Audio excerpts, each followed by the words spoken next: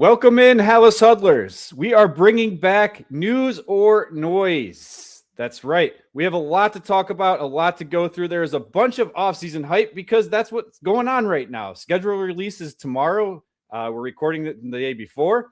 Caleb Williams is in the news, strength of schedule. We got lots to talk about. This is the Halas Huddle, where we separate what is news from the noise.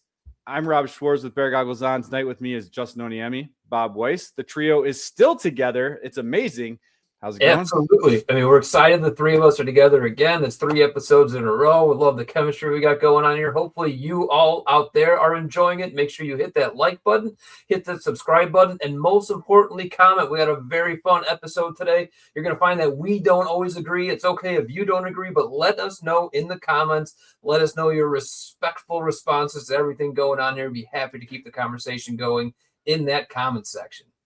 Bob, you're absolutely right. That's what news or noise is all about. So if you're new to the Halas Huddle, of course we want you to subscribe, but let me explain what news or noise is. We're going to bring up some topics that are out there in the Chicago media, in the national media, related to your Chicago Bears. And then we're going to just dissect it and talk about, is this newsworthy? Is this something we should actually be focused on and paying attention to? Or is it just noise that can go ignored and, you know, people put stuff out there for clicks, so it could be that. But for each of these topics, we're going to go through that. And so with that, let's start with our very first topic. Something big coming up, or perhaps not, depending on your take, the schedule release. So, Bob and Rob, the NFL schedule is going to be released, and that is one of the most exciting days in the NFL calendar. I'm going to send it to you first, Bob. What do you think? News or noise? This is absolutely noise. The NFL schedule release to me is the most overhyped day in the entire NFL calendar. There are so many things the NFL does right and gets right, but this schedule release being celebrated league-wide is just complete excess. There is no need for it. I mean, I know, like, maybe if you're just absolutely in love with your social media feed and you like, it's not even all good stuff that comes out. That sort of thing. So it's not even that you like seeing all this stuff. You must like being a critic of all this stuff that comes out. But there's no real new information that comes out. We already know who the Bears' opponents are. We'll get to that in a little bit later. We already know who the Bears are going to play. The only value that this day has for you is if you're looking at traveling to a road game. And then you'll know when, you might be going to Atlanta this year. Or maybe, me and my wife, we were probably going to go to Madrid if they were going to play there. It looks right now that they're probably not, but we probably were going to go. That is the only piece of actual information that comes out. But this is like celebrating like it's Christmas morning. Like nobody has any idea what's going to happen. No, we know exactly who the Bears are playing. We just know the order of it today. And that is the absolute least exciting thing that gets blown up this much. Probably in all of sports, as far as I can tell. Yeah, so I'm going to be on the opposite side of this, right? So I am going to say news, but I'm going to say it for a very interesting reason. I think it's news because, look, in today's age with all of this AI slop that is being put out there, and I'm really hoping I'm not putting my foot in my mouth here, and now we're just going to see AI slop from these teams' social media pages. But the Los Angeles Chargers every year have just dominated. The Chicago Bears the last couple of years have put out some really fun, cool content, bringing in, famous actors and people who are close, have connections to the city of Chicago.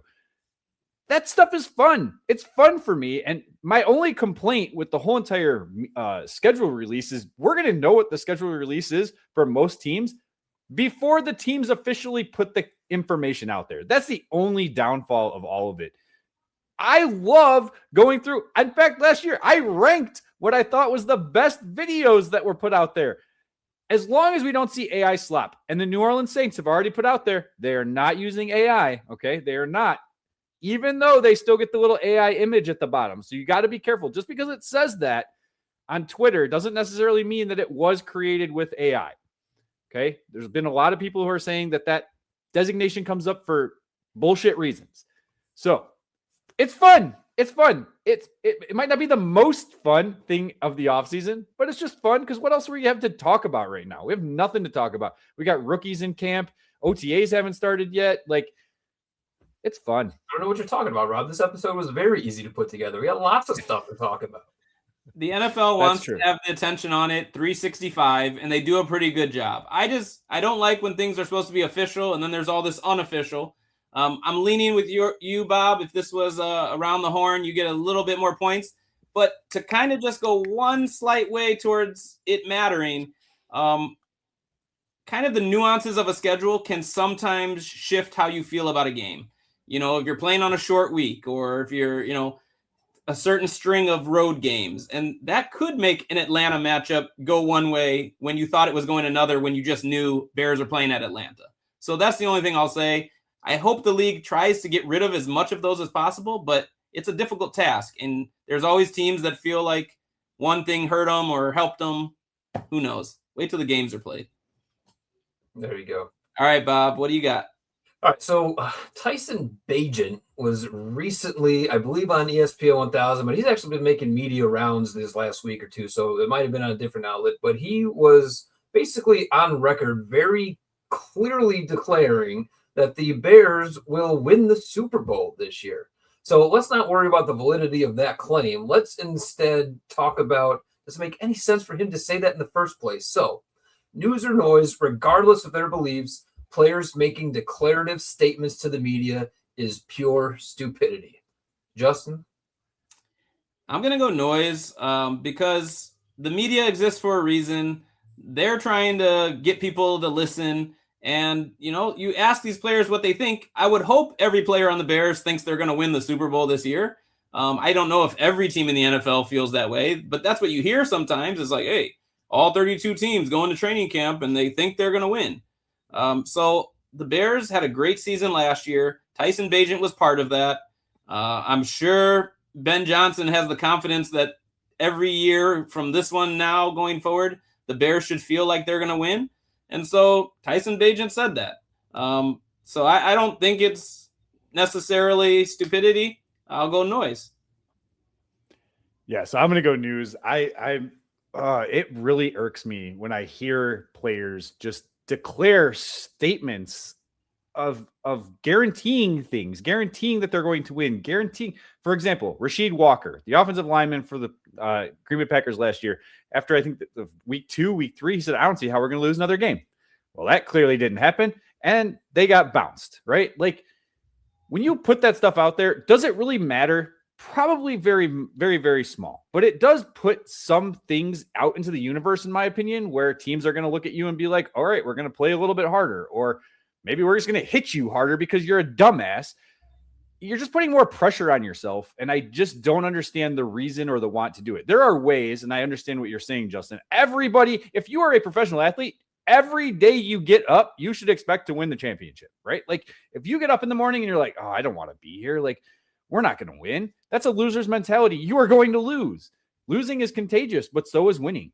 And having these declarative statements, I find it so frustrating. And I really wish that he wouldn't say shit like this, especially because he's not even in the game 90% of the time, unless Caleb Williams is hurt. Hopefully way more than 90.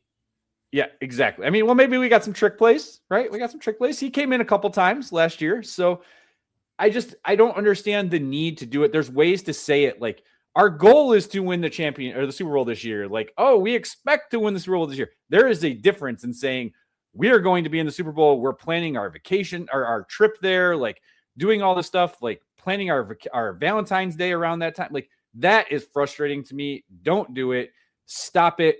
You guys are not the 1985 Bears. You have no reason to create a Super Bowl shuffle before you win the Super Bowl. Yeah. So I've been watching a lot of 2016 Cubs reunion stuff. There's a podcast out there with Anthony Rizzo, David Ross, been fantastic, but it takes me back a little bit to John Lackey's famous "I'm not here for a haircut."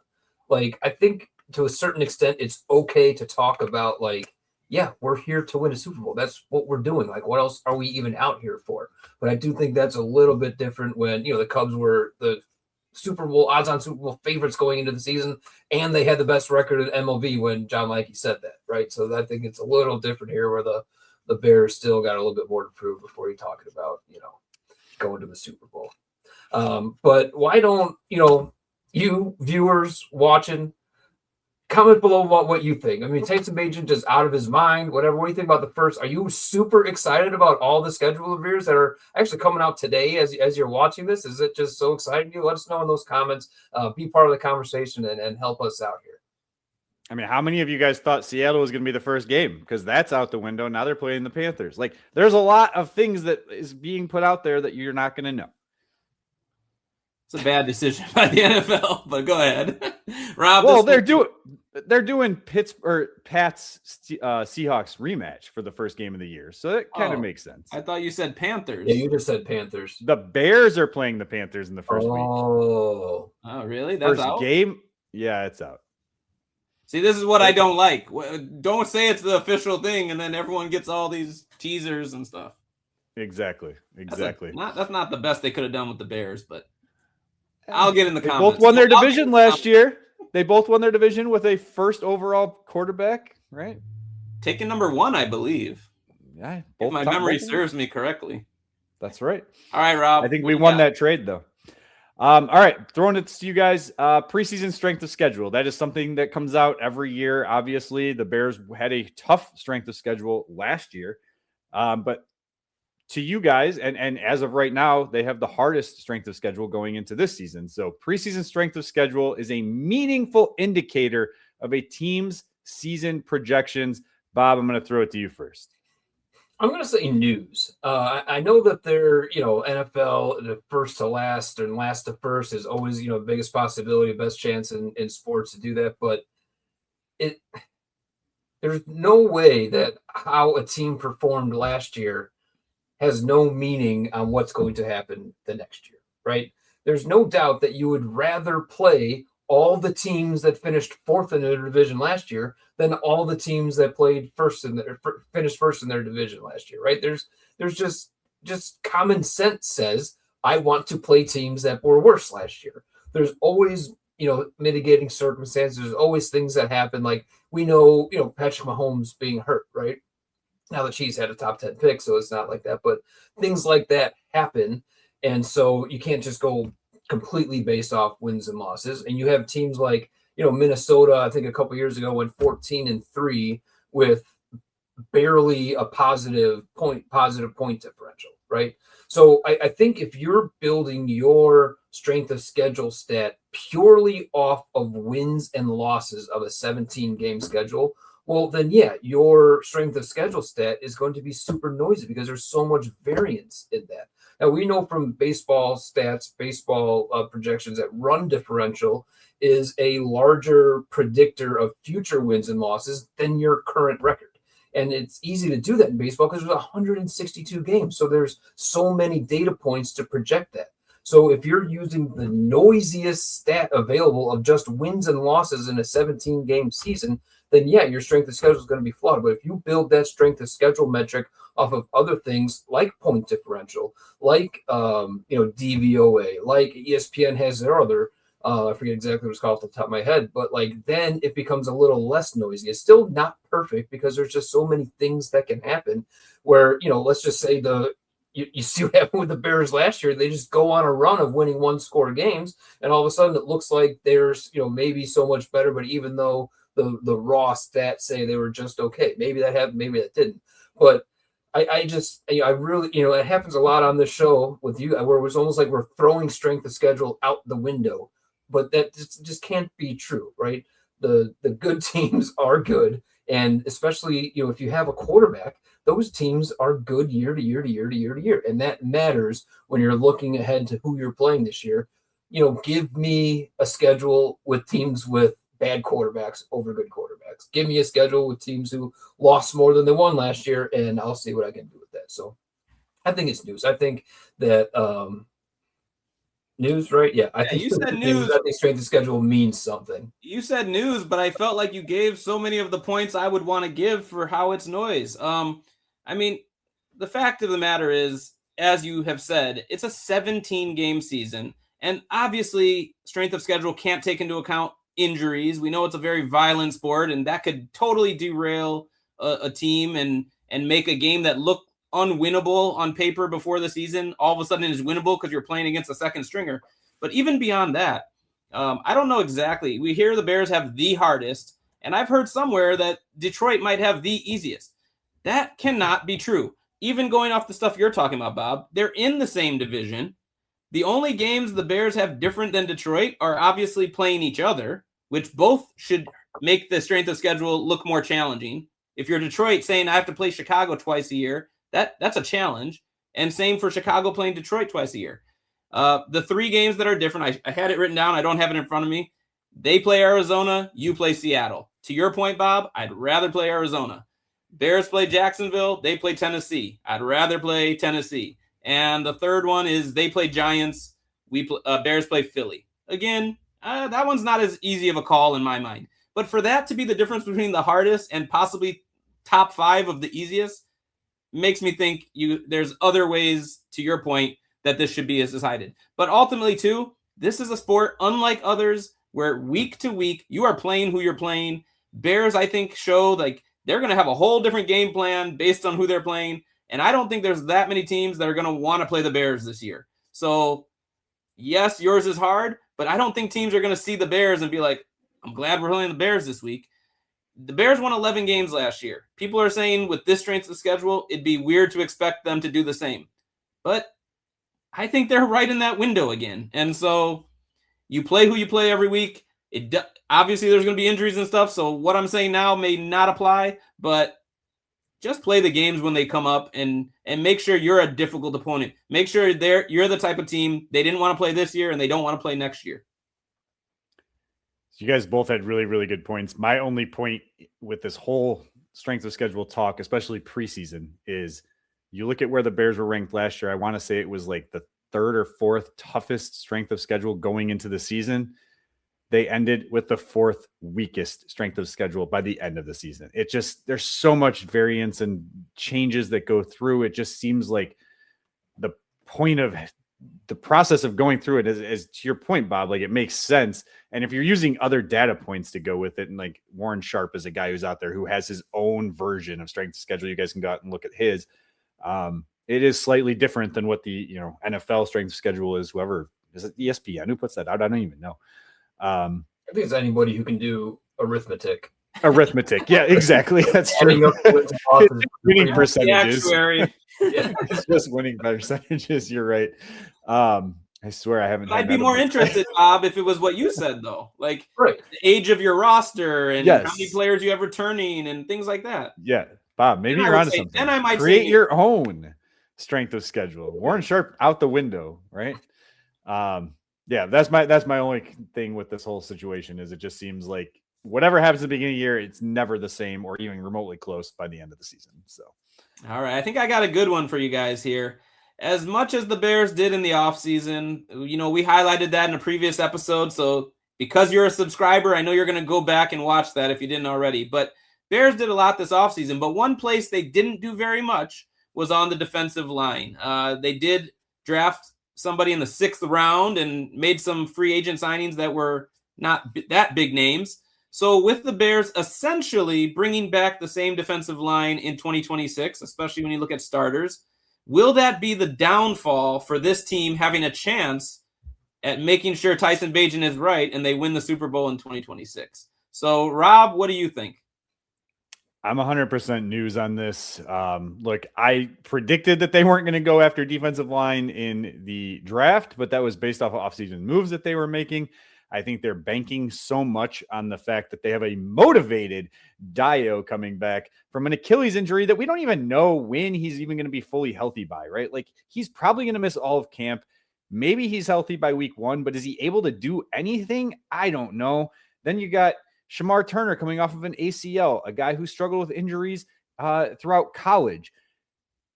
Yes, like on paper, like it looks okay, but it's not great. And then they bring in Neville, a long bottom from the Harry Potter series to fill up that defensive tackle spot.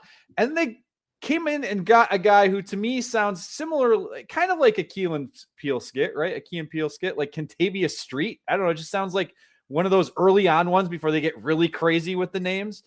I don't know. And I love Gervon Dexter. It's just, we know. I don't see, I know we know. I don't see enough of a difference here that they're going to make an impact, that it's going to change enough. I think what is frustrating for a lot of Bears fans is, and it's hard for us to get through this mindset, is that they have now shifted to an offensive team, right? Offense comes first. They're looking to score 30 plus points and hope that the defense can only let up 20 some points and win a game. And arithmetic again, right?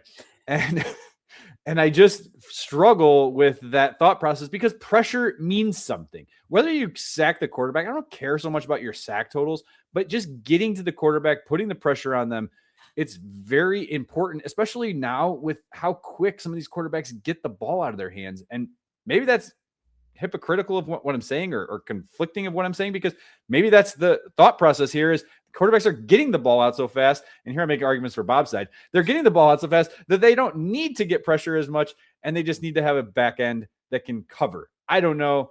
Let's send it to Bob before you make his points. I know. I'm giving you the win.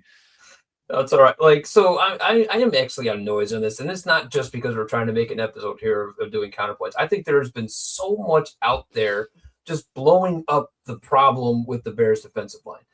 Yes, the Bears did not have a very high sack rate last year. They didn't have enough sacks. They didn't affect the quarterback enough. They didn't hit the quarterback enough. They didn't get enough sacks. They didn't. And then they really didn't do anything to make that look any better this upcoming year. I fully am on board with that point of view. I understand it. But that does not mean the Bears can't win games this year. Did they lose to the Rams because of the pass rush? No. They were right there, and they lost because Caleb threw a ball that he probably shouldn't have had to a receiver who probably didn't run the route that he should have run, right? Like, that's why they lost. The defense actually kept them in that game. The defense shut down Green Bay in the first round of the playoffs. Like, the defense was still functional even with this flaw. And we expect the offense, the biggest, driver of growth for this team will be continued improvement on the offense, continued improvement with Caleb Williams becoming an efficient quarterback, running this offense 4 quarters a game, not just the last 3 drives of the game. That's what's going to happen. So if he's able to do that and this defense can still be effective enough to let that offense win, then they can still win even with this flawed pass rush because they proved they could do it last season. I'm just not that worried that we don't have a guy who's going to get 18 sacks. I'm not worried that we don't project to be in the top 20 even of sack rate in the NFL because we've already proven established that we can win games just fine with the defensive line the way it is. So that's kind of where I'm at with it. Definitely ding, ding, ding for Bob. I mean, they were 30th last year, Rob. So unless they're going to fall to 32nd, then we can worry. But Austin Booker, have you guys seen him? I mean, that's good. He'll improve. All right, Bob, take us to the last one. Yeah, so before we go on to the last one again, comment below. What do you think of the defensive line? Like, obviously, we all wish it was better, but is that the end of the road? Is that just the end of the line for the Bears? They shouldn't even show up and play because they don't have anybody who can sack the quarterback? Get in those comments and let us know. All right, so Colin Cowherd, our friend Colin Cowherd on this show, who we like to highlight whenever he says anything outlandish on the Bears, has come out this week and ranked Caleb Williams number 3 in the entire NFL, which is a far cry from his discourse on Caleb Williams previously. So my question for you, gentlemen, news or noise, Caleb Williams' performance last season has broken Colin Cowherd's brain. Justin. Wow. You said he's our friend. I'm surprised. But this is absolutely news, and it shocks me that I'm saying this. I'm not big when these guys make these kinds of statements, but I wish I knew what he had him ranked last year. But if he only in this article or in this thing I saw ranked top 10, I don't think Caleb was even on the top 10 last year. So I do think that Caleb Williams showed up big, to your point, Bob, in huge moments. And we're hoping he doesn't create as many huge moments by just playing more even keel the whole time. But because he showed how clutch he was in such huge moments, it catches the national media's eyes. And so I will credit Cowherd for at least being able to have an opinion after having basically the opposite opinion. A lot of people can't do that. But he had to, because Caleb Williams broke his brain. Some of the stuff he did, you just can't imagine anyone else doing. And so I don't think he knows where to rank this guy. And I'm excited to see where he lands. Hopefully 3. That would be awesome. Look, I am not a fan of Colin Cowherd. I think I have thrown him under the bus probably more than anyone else out there when it comes to the Chicago Bears. But he has Josh Allen number 1, he has Patrick Mahomes number 2, and he has Caleb Williams number 3. It's not that Colin Cowherd's brain is broken. It's that, so this is, sorry, I am noise on this, right? Not news. I am noise. It's not that his brain is broken. First of all, his brain's been broken, but it's not that his brain is broken because of Caleb Williams in the sense that he doesn't know what's going on. He broke his brain in the sense that he flipped the switch. He made everyone aware of what he is able to do as a quarterback from what we saw from year 1 under Matt Eberflus to a joke of an organization to year 2 under Ben Johnson to now year 3, which is year 2 of the system under Ben Johnson. The momentum is just skyrocketing. The players that he has below him, Justin Herbert. Look, I love Justin Herbert. He's an Oregon Duck. I love the Oregon Ducks for some reason. I don't know what it is. I think it's the uniforms. I don't know what it is. But I love Justin Herbert coming out of college. He is who he is, right? He's never going to be the guy to get them over the hump and win a Super Bowl consistently. Maybe he gets 1. We'll see. Below him, Matthew Stafford, downside of his career. You got to understand career momentum is a big part of these rankings, okay? He did say it's based on production, durability, which Matthew Stafford has not had over the last couple of years. And Caleb except for last. And Caleb says, and career momentum, right? So like those are the things. Joe Burrow, 6. That guy's got no durability. That guy's a glass. You throw a rock at him, he's going to shatter, right? Lamar Jackson, 7. Is he ever going to get over the hump in the AFC? I don't know. That doesn't seem like it. Drake May, 8. Look, he had a really, really good year last year. I was a big Drake May fan. Probably had him higher than most. I think a lot of people put him down below. Why am I blanking on the quarterback for the Redskins? Not Redskins. Gosh, the Commanders. Jaden Daniels. Jaden Daniels. And we've been canceled. Rob's broken. Whoa. My brain is broken. This has been a rough show for me, guys, and I swear I've not had an edible today. Jared Goff at 9, Sam Darnold at 10. Look, Sam Darnold won a Super Bowl. I understand why you're putting him in there, but come on. He was nothing prior to the Minnesota Vikings, right? 2 years ago. The whole thing is that Caleb Williams has proven, and Justin, you said it, he has shown that he can do things that almost no one in the NFL can do. Patrick Mahomes may be the closest, but even the things that Caleb does, the way he moves backwards, another thing that Tyson Bagent talked about in that interview, the way he was able to move backwards 10, 15 yards and just chuck it, like those are things that most quarterbacks can't do. He has some consistency issues, right? Like he's not able to get that completion percentage to where they want it to be. Guess what? That's going to change. Look at all the drops that happened last year. I don't expect that to happen as often in 2026. Colin Cowherd is a genius right now. A genius. His brain is like a mad scientist. I absolutely love it. He's got the rankings correct. This is when we got to be all hyped up. So just that 10 seconds, we'll clip that Colin Cowherd's a genius. Send it to it. Hey, I love it too. I hope he's 3, but his brain definitely broke from last season. I think I lost just because I proved my brain's not working too. So I got nothing else. I lost it. Again, Halas Huddle, you're still listening. Hope you enjoy the show. Hope you enjoy the banter. Get down on those comments. It really does help the show when we get just a bunch of comments and we're in there firing back at you. Like YouTube loves it. We love it. It just helps us out so much. So if you're still watching, haven't got a comment down, just say, hey, what's up, boys? So we like that. Bear down. Huddle up. If you haven't subscribed yet, subscribe. Yeah. Path to 2000. Got to get there. I got nothing else, boys. It was a pleasure. I always enjoy it, and I can't wait to find out who the Bears play and when. Not who, Bob. We already know who. We already know who. That's right. All right. Well, until next time, bear down, claws up. It's after Packers always. The arsonist had oddly shaped feet.